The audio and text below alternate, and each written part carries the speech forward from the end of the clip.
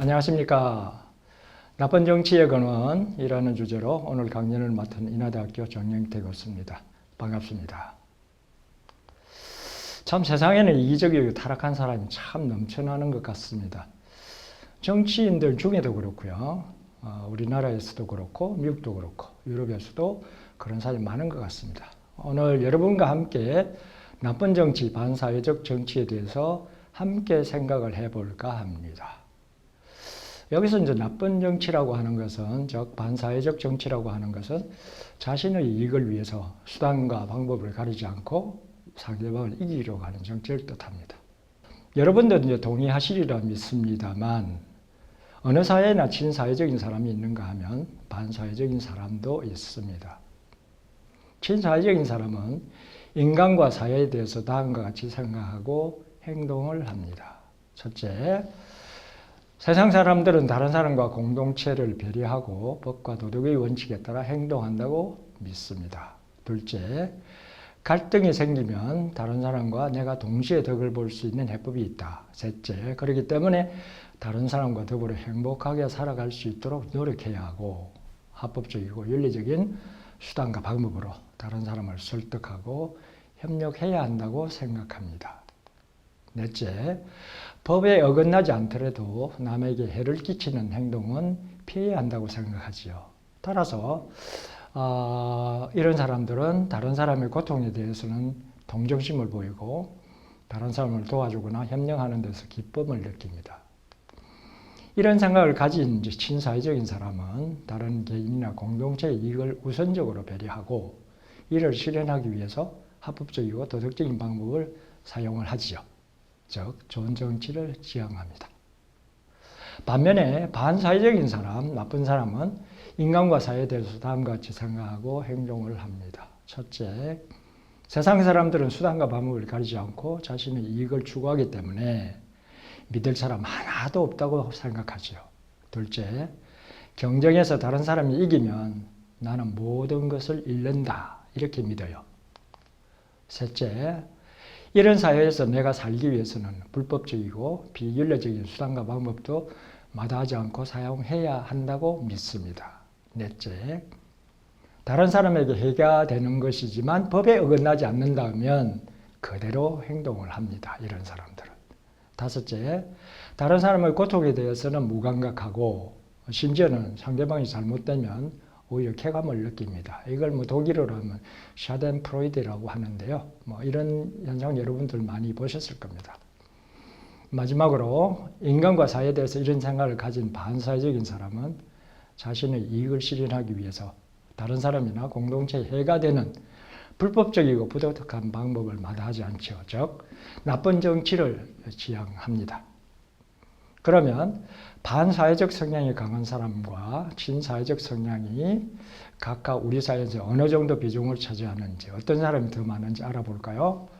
2020년 미국에서 발표한 연구 결과에 따르면 반사회적 성향이 훨씬 강한 사람이나 조금 더 강한 사람 합치면 11에서 22% 정도 되고요.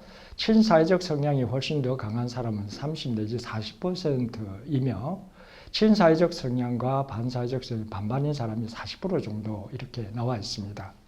이것만 봤을 때 전체적으로 보면 친사회적 성향이 강한 사람이 반사회적 성향이 강한 사람보다 더 많은 것으로 나타나고 있지요.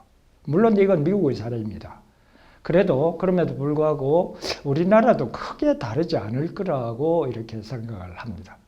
이처럼 세상에는 나쁜 사람보다 좋은 사람이 더 많은 것 같은데 현실에서는 왜 나쁜 정치인이 더 많은 것처럼 느껴질까요?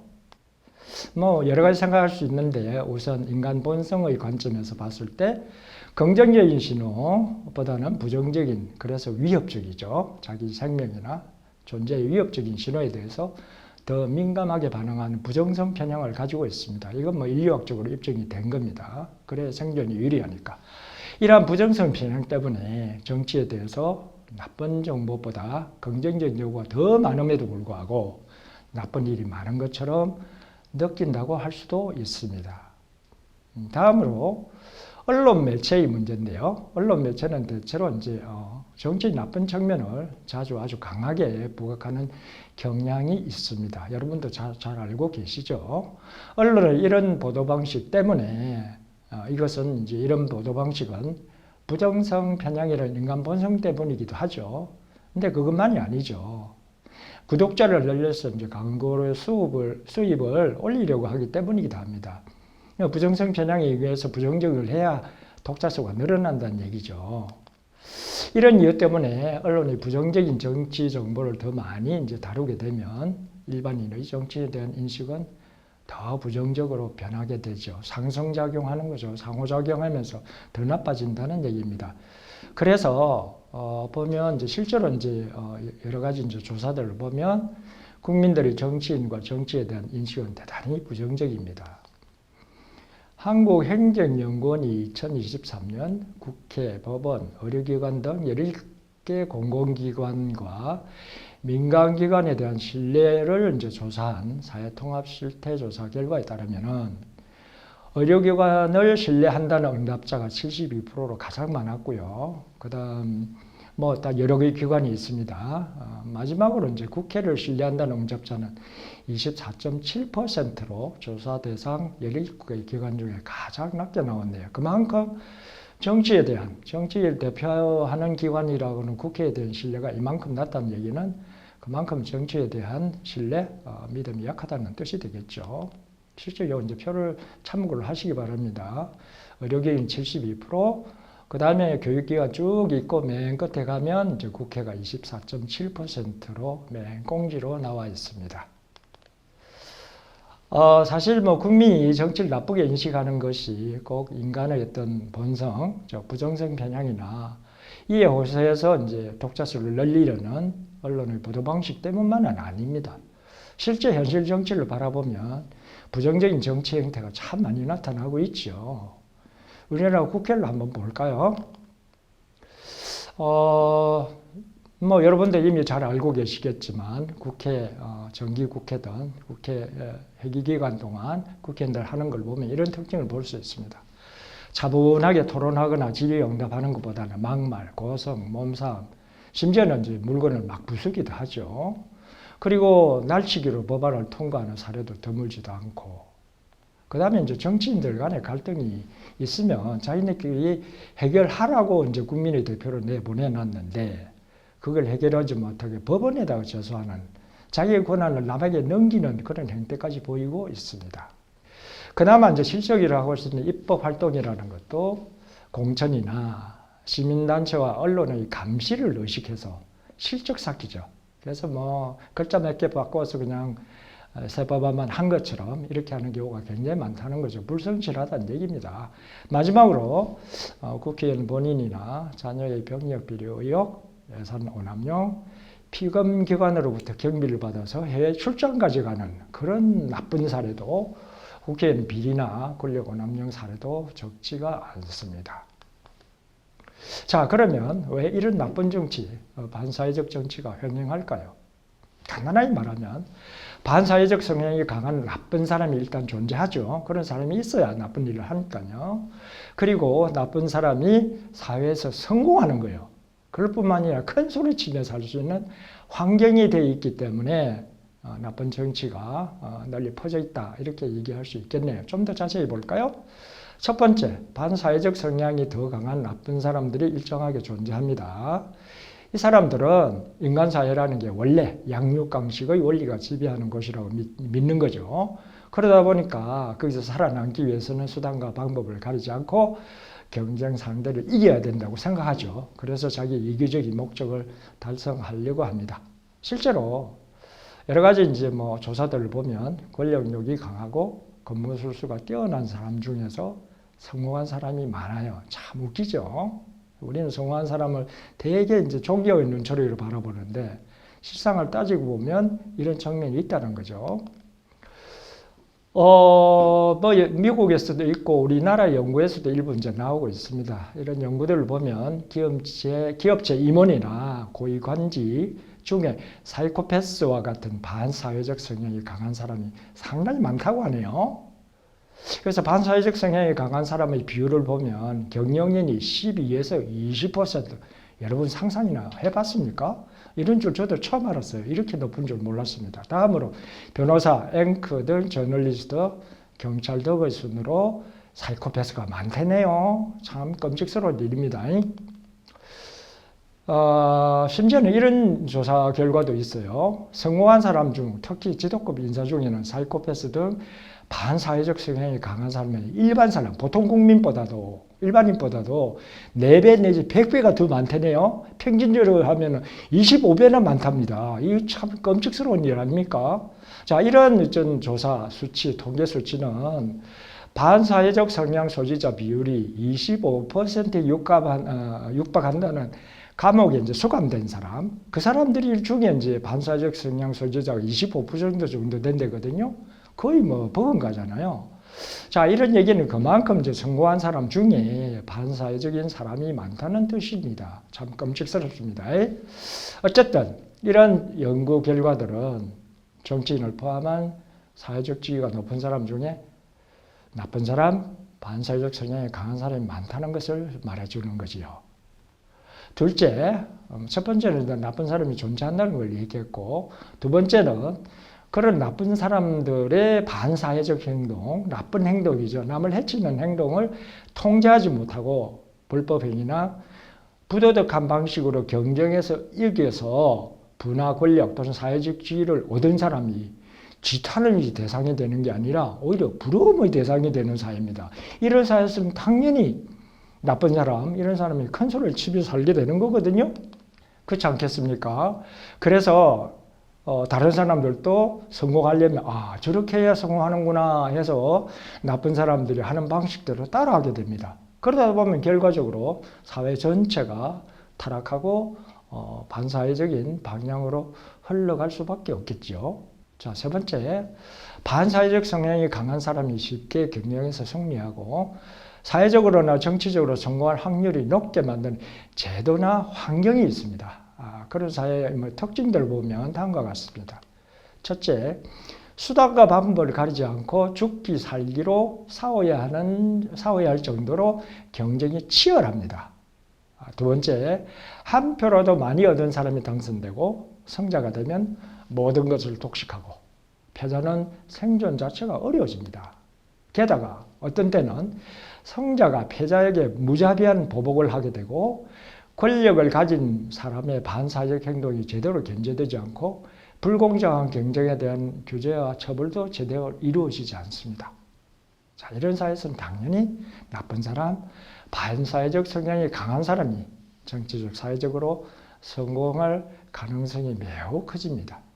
실제로 일반 국민 중 상당수가 반사회적 성향을 가지고 있고 이들이 반사회적 성향이 강한 정치인을 지지합니다. 정치인만 반사회적인 게 아니에요. 일반 국민 중에도 우리 이미 봤잖아요. 12에서 22% 정도가 반사회적 성향이 강한 사람들이에요. 유유상종이라고 자기 닮은 사람 지지하지 않겠습니까? 그래서 이런 사람들이 지지하니까 반사회적인 정치인들이 성공을 하게 되는 것이겠죠. 근데 반사회적 사람이 절대다수로 승자를 결정한 사회에서는 승자가 되기 어렵습니다. 왜냐하면 12에서 22% 지지받았고는 50%에 안 되잖아요. 그러니까 힘들지만 이게 상대적 최다수제. 우리 대통령 선거나 국회의원 선거 그렇잖아요. 한 표라도 많이 얻으면 당선된단 말이에요. 아니면 장차관은 이제 대통령이 임명하니까 대통령 마음이란 말이죠. 그래서 이런 사회에서는 성공할 가능성이 굉장히 커지죠. 지지하는 사람이 12에서 22 정도밖에 안 된다 하더라도 성공할 가능성, 출세할 가능성이 매우 커집니다. 네 번째, 반면에 착한 사람, 친사회적인 성향이 강한 사람은 패배자에게 고통을 안겨주는 경쟁을 별로 안 좋아해요. 착한 사람들이 좀 그렇죠. 왜 그냥 양보해버리고 말라 그러죠. 그래서 아예 경쟁에 끼어들려고 하지 않습니다. 설령 이제 경쟁에 뛰어들다 하더라도 규칙을 어기고 그래도 처벌받지 않는 사회에서는 친사회적인 성향, 착한 사람, 이 사람은 준법이고 윤리적으로 행동하잖아요. 이런 사람이 이기기가 쉽지는 않습니다. 만약 친사회적 성향이 강한 사람이 경쟁에서 이겨서 높은 지위에 올라가면 그런 사람도 그 높은 자리가 주는 쾌감이 있죠. 자리가 주는, 높은 자리가 주는 그 쾌감이라는 거 참 대단합니다. 여러분들도 아마 그런 얘기 있잖아요. 면도칼도 쥐어줘봐야 그 사람이 어떻게 쓸지 안다고. 그것도 권력이라고요. 그만큼 이제 권력이 다른 사람, 약한 사람을 휘두를 수 있는 그런 쾌감이 있죠. 그런 것 때문에 그렇습니다. 착한 사람도 높은 자리에 올라가면 이제 그렇게 된다는 얘기입니다. 그래서 자기를 꾸준하게 성찰하면서 의식적으로 나는 그러면 안 되지라고 노력하지 않으면 이런 사람들도 이제 반사회적인 성향이 강한 사람처럼 다른 사람 고통에 둔감해지고 자신의 반사회적 행동을 오히려 정당화하는 그런 나쁜 정치를 하게 됩니다. 다섯째, 이기적이고 비민주적이고 비도덕적인 사람이 일단 선거에 승리해서 국회에 진출하면 미꾸라지 한 마리가 온 웅덩이 흐려놓듯이 국가 정치를 혼탁하게 만듭니다. 정치는 영화게임의 성격이 강하죠. 권력 자원이라든지 대통령 자리 하나밖에 없잖아요. 그러니까 갖느냐 못 갖느냐 이거밖에 없다는 얘기입니다. 그 다음 정체성이 문제. 남자 여자 뭐 남자 아니면 여자 물론 요즘 제3의 성도 있을 수 있지만 그렇지만 중간에 이런 건 없단 말이에요. 이런 문제들은 영화게임이에요. 이거 아니면 저거 이럴 가능성이 크죠. 그래서 이러한 올와 나싱식의 경쟁에서는 경쟁 당사자들은 어떻게 해서든 상대방을 이겨야 합니다. 한쪽이 수단과 방법을 가리지 않고 공격하면 나도 그럴 수밖에 없죠. 같은 방식으로 대응할 수밖에 없어집니다. 그렇게 하자면 자기만 당하고 지게 되니까요. 그럼 생존 자체가 위협을 당하잖아요.